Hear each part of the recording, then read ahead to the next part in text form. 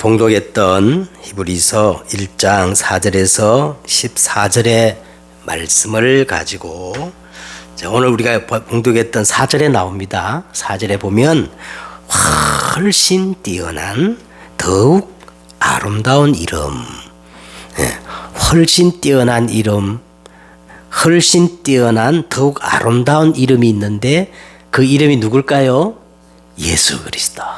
그래서 오늘 제목이 훨씬 뛰어난 더욱 아름다운 이름, 이런 제목으로 하나님의 말씀을 나누도록 하겠습니다.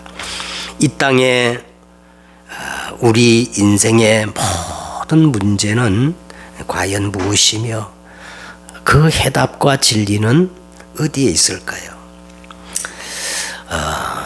저와 여러분이 이것을 모르면 우리가 아무리 신앙생활을 열심히 잘해도 결국은 우상 숭배에 불과하다는 거예요. 그게 오늘 말씀의 핵심입니다. 그리스도를 정확히 알지 못하고 아무리 신앙생활을 열심히 해도 결국은 그게 뭐라고요? 우상 숭배에 불과하다. 자, 그래서 오늘 본문을 한번 보도록 하겠습니다. 4절에 보니까 그가 천사보다 훨씬 뛰어남은 그들보다 더욱 아름다운 이름을 기업으로 얻으심이니. 자, 오늘 여기 이제 보시면 천사와 예수님을 비교하면서 예수님은 그 어디에도 비교 불가능한 탁월한 우월성을 가졌다고 오늘 성경은 그걸 지금 말하고 있는 겁니다. 예수님은 그 누구도 어떤 것도 비교조차 할 수 없는 탁월한 분이시다. 이게 오늘 핵심이에요. 이제 5절에 보니까 하나님께서 어느 때에 천사 중 누구에게 너는 내 아들이라 오늘 내가 너를 낳았다 하였으며 또 다시 나는 그에게 아버지가 되고 그는 내게 아들이 되리라 하셨느냐. 6절 또 그가 맏아들을 이끌어 세상에 다시 돌아오게 하실 때에 하나님의 모든 천사들은 그에게 뭐예요? 경배할지어다 말씀하시며 그랬어요. 다시 말하면 예수님은 성삼위 하나님의 이 위격적 연합에서 제2위 성자 하나님이시고 천사는 그 성자 하나님을 경배하는 존재에 불과하다는 거예요. 7절에 보세요. 또 천사들에 관하여는 그는 그의 천사들을 바람으로 그의 사역자들을 불꽃으로 삼으시느니라 하였으되, 자, 아들에 관하여는 하나님이여 주의 보좌는 영영하며 주의 나라의 규는 공평한 규이니이다. 예수 그리스도는 하나님 나라의 보좌에서 만물을 통치하시는 규라는 게 뭐냐? 왕이란 뜻입니다. 왕이시며 천사들은 바람으로 불꽃으로 사용하시는 도구에 불과하다는 거예요. 9절에 주께서 의를 사랑하시고 불법을 미워하셨으니 그러므로 하나님 곧 주의 하나님이 즐거움의 기름을 주께 부어 주의 동료들보다 뛰어나게 하셨도다 하였고. 자, 하나님은 의를 사랑하셔서 예수 그리스도에게는 뭐를 부었어요? 기름을 부어 모든 이의 이름 위에 뛰어나게 하셨지만, 그런데 어떤 천사는 뭐를 행했느냐? 불법을 행하여 하늘에서 떨어진 자가 되어 하나님이 미워하는 자가 되었다는 겁니다. 불법을 행하여 하늘에 떨어진 자가 누구요? 타락한 천사인데 그게 누구죠? 뭐가 됐지요? 마귀, 사단이 된 거예요.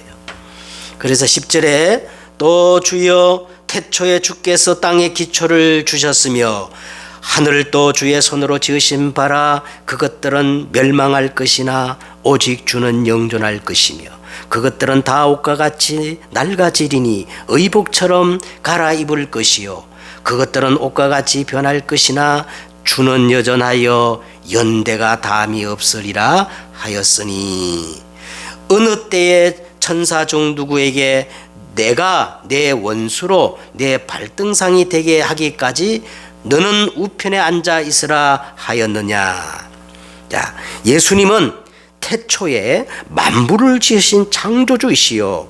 또 이 예수님은 우리를 구원하시기 위해서 그리스도로 이 땅에 오셔서 자, 내가 내 원수로 내 발등상이 되게 하기까지, 이게 전부 다 구약을 인용한 건데요. 이게 뭔 말이냐면 완전한 정복을 의미하는 거예요. 완전한 정복.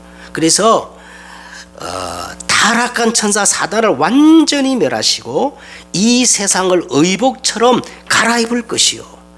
그것들은 옷과 같이 변할 것이니 그러나 예수님은 주는 여전하여 연대가 다함이 없이 하나님 보좌 우편에서 만유를 통치하시는 만왕의 왕이시란 겁니다. 예수님은. 자, 결론적으로 14절 우리 한번 다 하겠습니다. 결론 시작. 모든 천사들은 섬기는 영으로서 구원받은 상속자들을 위하여 섬기라고 보내심이 아니냐. 자, 이 한마디로 예수님은 천사들보다 훨씬 뛰어난 비교 자체가 안 되는 그런 우월하신 분이라는 것을 이렇게 말씀해 주고 있습니다. 자, 지난주에는요, 우리가 어떤 말씀 나눴냐, 예수 그리스도는 도대체 누구신가 7가지를 가지고 설명했죠.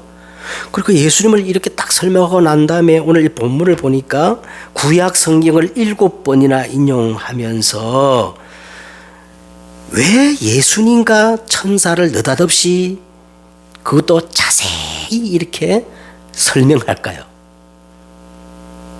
응? 그러니까 우리가 이 역사적 배경을 좀 알고 성경을 봐야 갑자기 예수님이 7가지로 그렇게 설명해 놓고 느닷없이 누구랑 비교해요? 천사랑 이렇게, 그것도 대충 비교하는 게 아니라 무려 성경 구절, 구약 성경 7가지, 7구절을 인용하면서 예수님과 천사를 이렇게 비교하는 이 구조가 도대체 뭐를 의미하는가?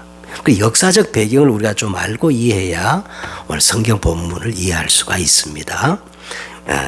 1세기에 살았던, 저 2000년 전에 1세기에 살았던 이 성도들과 그리고 지금 우리가요, 예수님을 믿는다고 하지만 예수님을 정확히 알지 못하고 결국 천사를 더 가깝게 현실적으로 더 기대하기 때문에 그렇다는 거예요.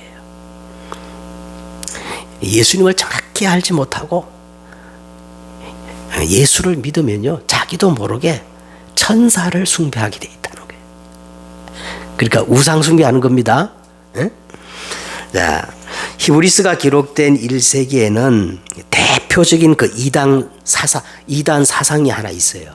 그게 뭐냐면 이 헬라 철학에서 비롯된 영지주의라는 이단 사상이 있습니다. 이 영지주의라는 것이 어떤 거냐면 영은 선하고 이 육은 전부 악하다는 그런 사상이에요. 이원론적인 사상입니다. 그래서 예수님의 그 신성이 있잖아요. 예수님의 신성은 인정하지만 예수님의 그 인성을 부정하는 겁니다. 그래서 이 사상에서 천사 숭배 사상이 그 2000년 전에 아주 만연했어요. 그래서 이 천사 숭배 사상이란 게 막 천사를 직접 하나님처럼 이렇게 우상 숭배하는 것이 아니라 천사가 가지고 있는 그 속성, 천사가 가지고 있는 그 도덕성과 초월성을 신앙의 척도로 생각했던 겁니다.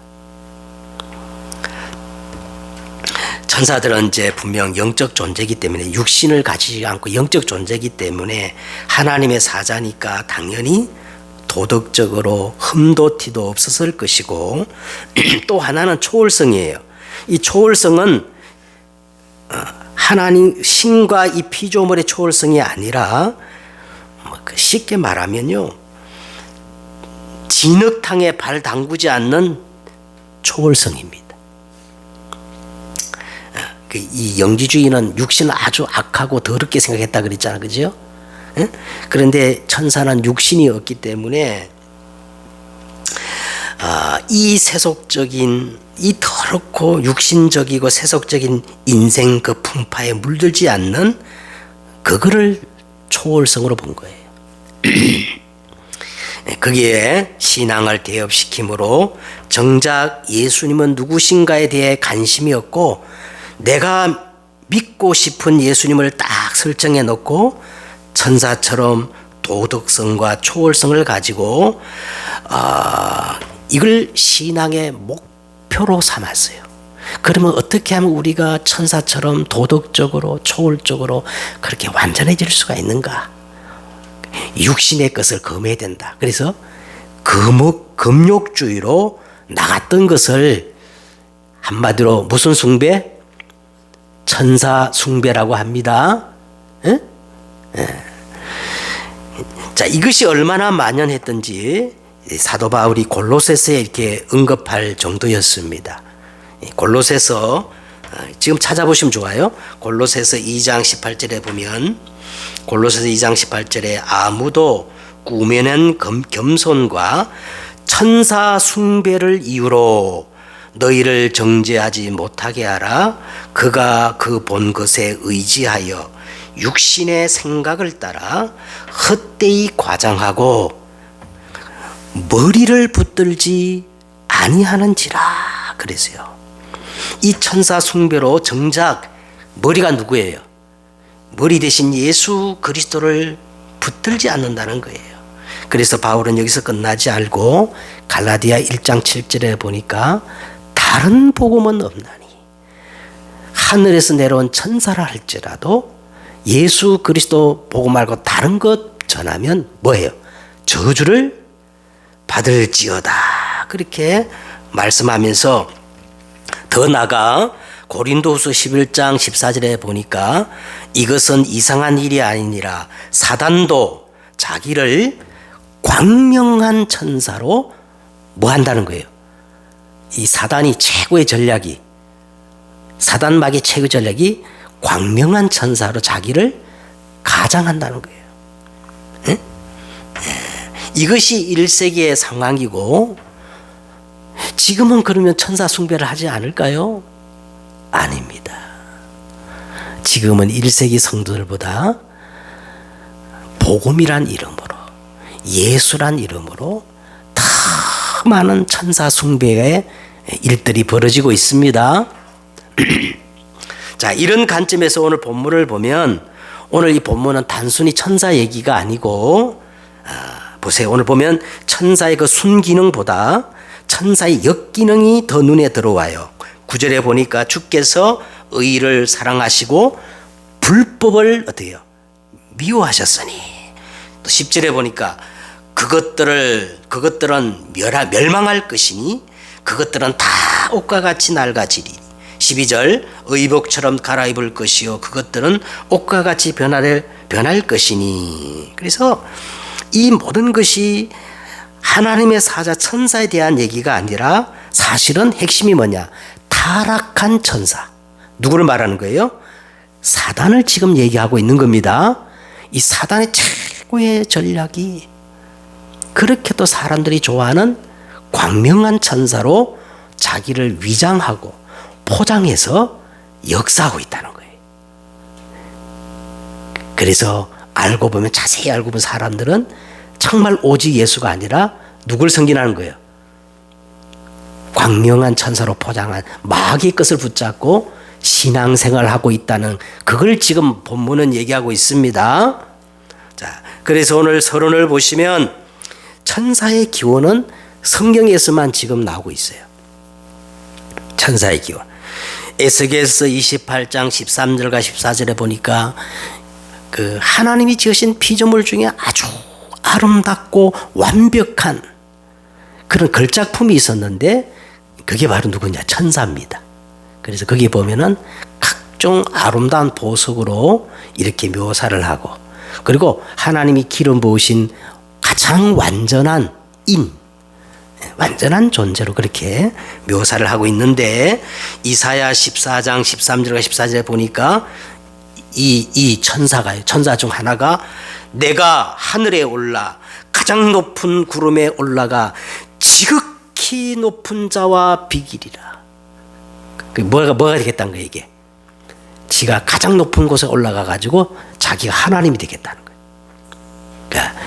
그래서 계시록 12장 7절과 9절에 보니까 하늘에 큰 전쟁이 있으니 미가엘과 그의 사자들이 용과 더불어 싸울세 용과 그의 사자들도 싸우나 이기지 못하여 큰 용이 내어 쫓기니. 그러면서 이름이 나오지요. 큰 용이 쫓기니 그 이름이 나오는데 어떤 의미? 옛뱀, 마귀라고도 하고 사단이라고도 하며 온 천하를 깨는 자라. 그가 땅으로 내쫓기니 그의 사자들도 그와 함께 내쫓기니라. 이 땅으로 떨어진 이 존재가 창세기 3장 1절과 7절에 보니까 온 인류를 대표하는 아담과 하와를 미혹해가지고 이 땅의 모든 문제의 원인을 제공하고, 맞지요? 창세기 6장에 보니까 온 땅에 네피림의 문화를 만들고요. 창세기 11장에 보니까 인생으로 하여금 결국 헛된 뭘 쌓게 해요?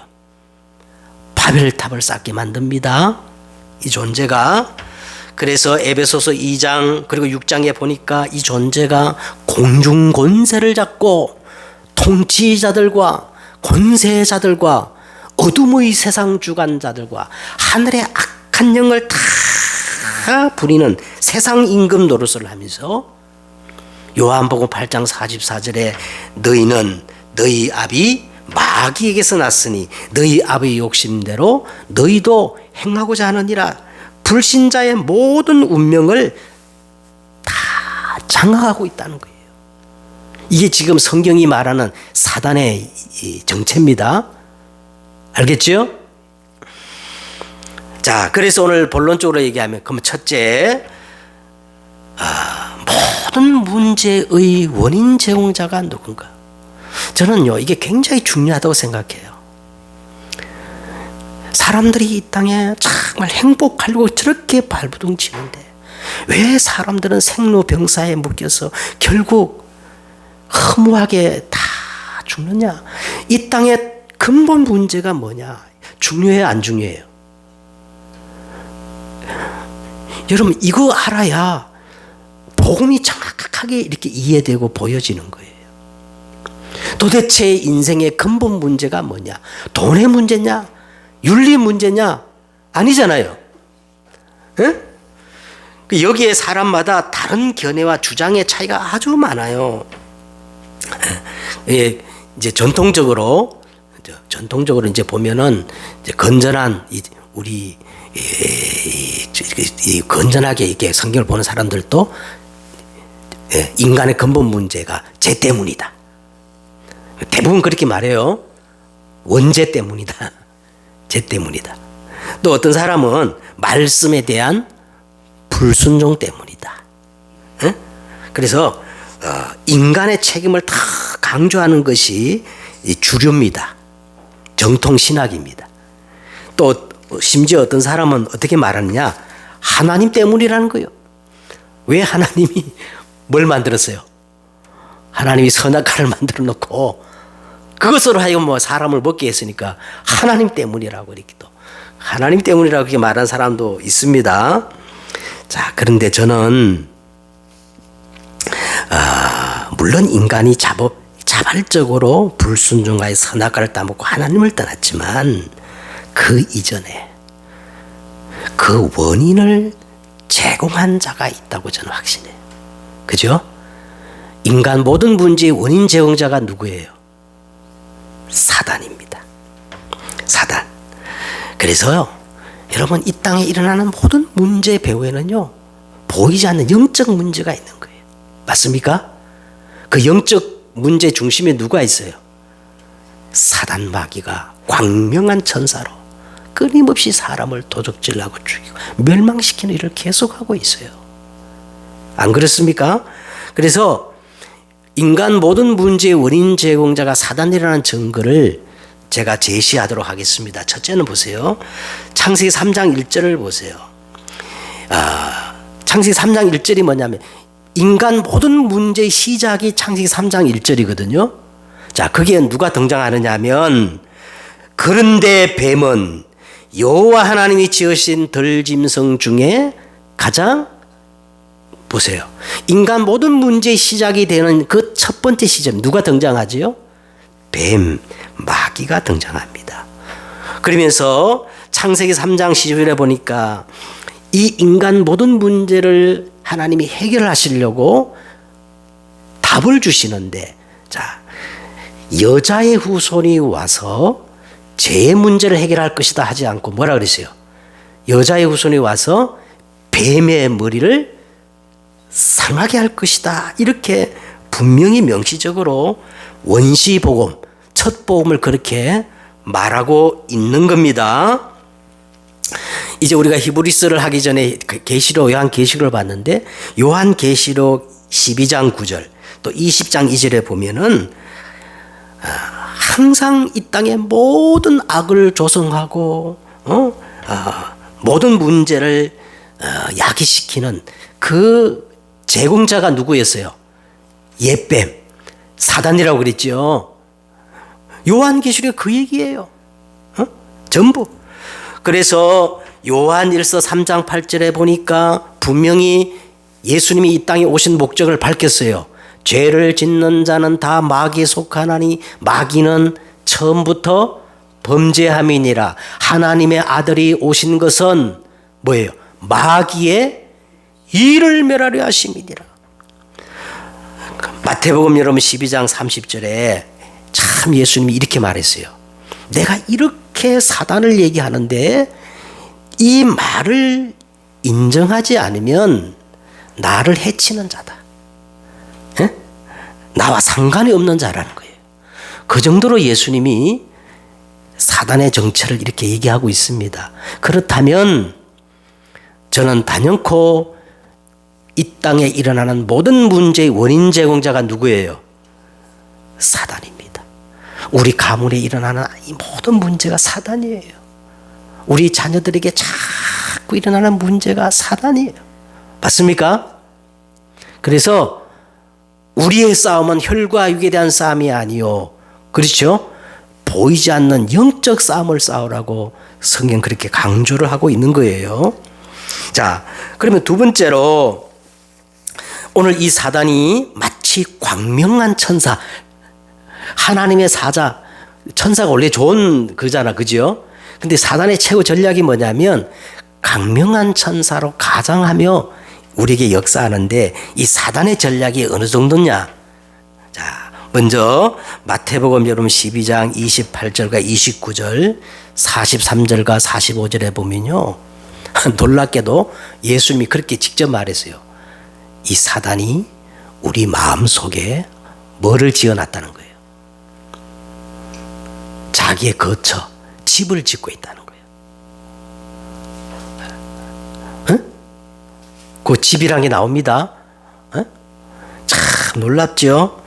고린도후서 10장 3절과 4절에 보니까 우리의 마음과 생각 속에 어떤 이념이나 사상이나 이론, 견고한 요새를 구축해놨다는 거예요. 무서워요, 여러분. 이념이라는 게 얼마나 무서운지 몰라요. 이념 때문에 사람이 얼마나 많이 죽었어요. 2차 대전 때 저 공산주의, 무시무시합니다. 막 요새를 지어놨어요. 갈라디아 2장 10절과 20절에 보시면요, 복음을 받아놓고도 천사를 숭배해요. 뭐냐? 우리가 예수 믿는 거 구원받는 게 맞지만 그래도 할례를 받아야 돼. 무시무시합니다. 예수 믿는 것 같아도 천사 숭배해요.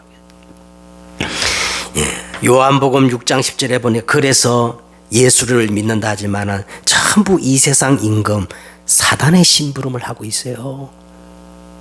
교회가 계시록에 그랬죠. 자칭 네가 유대인이라 하지만 알고 보면 뭐라 그랬어요? 사단의 해당이다. 교회가 아니고 사단의 해당이라는 거예요. 고린도후서 4장 4절에 이 세상 신, 세상 가치를 더 더 따르고 있다고 이렇게 말합니다. 그러니까 이 광명한 천사로 변장해서 역사하는 이 사단의 전략을 우리가 잘 보아야 합니다. 자, 그래서 이 사단의 실체를 알고 나면 우리는 어떤 답으로 귀결되느냐 하면, 여러분, 이 사단의 역사를 정확히 내가 알면요, 한 가지 답으로 귀결될 수밖에 없어요. 어떤 귀결이냐? 그냥 복음이 아니고 무슨 복음이에요? 오직 복음이에요. 오직 복음 아니면 영적 문제 해결이 안 돼요. 울어도 안 되고 힘써도 안 되고 찬송가 나오지요. 착해도 안 되고 오직 뭐밖에 없네? 예수의 피밖에 없네. 오직 예수입니다. 그래서 오늘 다시 한번 우리가 히브리서 1장 1절과 3절의 내용을 붙잡아야 됩니다. 여러분, 히브리서를 우리가 계속 나갈 건데 이거 외우면 좋아요. 권사님, 매일 외우면요 치매 안 걸려요. 히브리서 1장 1절에서 3절까지를 저는 외웁니다. 알겠죠? 히브리서 끝날 때쯤은 다 외워야 됩니다. 정확히 그리스도가 누군가를 7가지로 말씀해 주고 있습니다. 거기에 보시면 우리를 구원하시는 메시아 그리스도가 되려면 반드시 예수님은요, 이제 신학적으로 신인 양성이라 그래. 참 하나님이야 되고 참 인간이야. 그래야 우리를 구원할 수 있고 사단의 일을 멸할 수가 있는 거예요. 네? 예수님은 구원자가 되려면 반드시 신성과 인성, 신인 양성을 가져야 됩니다. 그래서 히브리서 1장을 보면요, 1장 1절 3절을 보면 예수님은 첫째 참 하나님이에요. 그 하나님이 어떻게 4가지로 말씀 나오는데, 이 아들을 만유의 상속자로 세우시고, 두 번째는 뭐예요? 또 그로 말미암아 모든 세계를 지으셨느니라. 창조주지요. 이는 하나님의 뭐예요? 영광의 광채이시요. 네 번째는 그 본체의 형상이시리라. 이 하나님이 인간의 몸을 입고 육신을 입고 성육신 하셨는데, 자, 그 첫째가 뭐냐? 그래서 어떤 일을 하셨어요? 그의 능력의 말씀으로 만물을 붙드시는 참 선지자가 되셨고, 죄를 정결하게 하는 일을 하시는 대제사장이 되셨으며, 높은 곳에 계신 지극히 크신 이의 우편에 앉으셨느니라. 만왕의 왕이 되신 겁니다.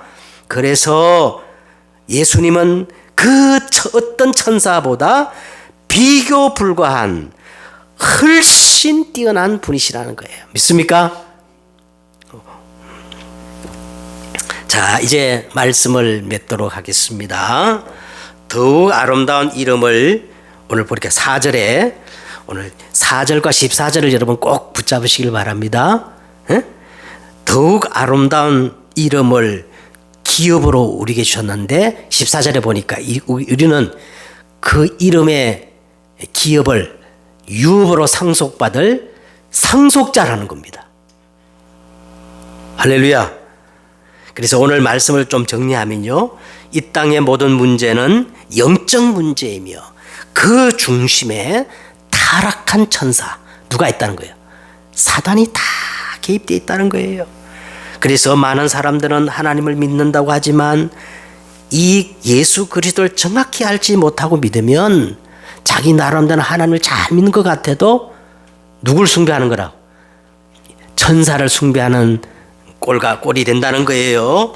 그래서 하나님은 우리에게 훨씬 뛰어난 비교 불가한 더욱 아름다운 이름을 기업으로 주셨는데, 그 이름이 바로 예수 그리스도이십니다.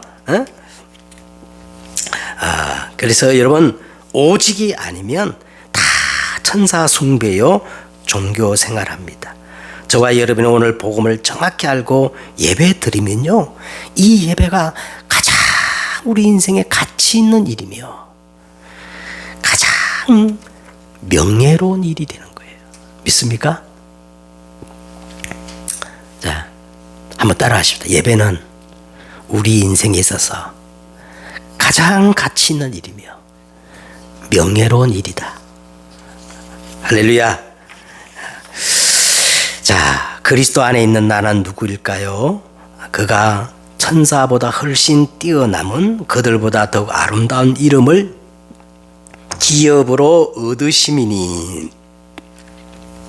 14절 우리 다 하고 말씀을 맺겠습니다. 14절 모든 천사들은 섬기는 영으로서 구원받을 상속자들을 위하여 섬기라고 보내심이 아니뇨.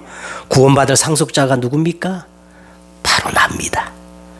내가 이 시간 예배를 통해서 기도가 회복되어지면 저 보좌로부터 성령이 역사하고 보좌의 능력, 구원받은 상속자를 위하여 보내라고 섬기라고 보내신 누가 동원되어져요? 하늘 군대가 동원되어지고 사단의 역사가 결박될 줄 믿습니다. 기도하겠습니다. 모든 천사는 섬기는 영으로서 구원받은 상속자들을 위하여 섬기라고 보내심이 아니냐. 오늘 모든 주의 백성들이 정확한 복음 그리스도의 이름을 붙잡고 기도할 때에 이 보이지 않는 시공간 초월의 역사가 일어나게 하옵소서. 예수님의 이름으로 기도드렸사옵나이다. 아멘.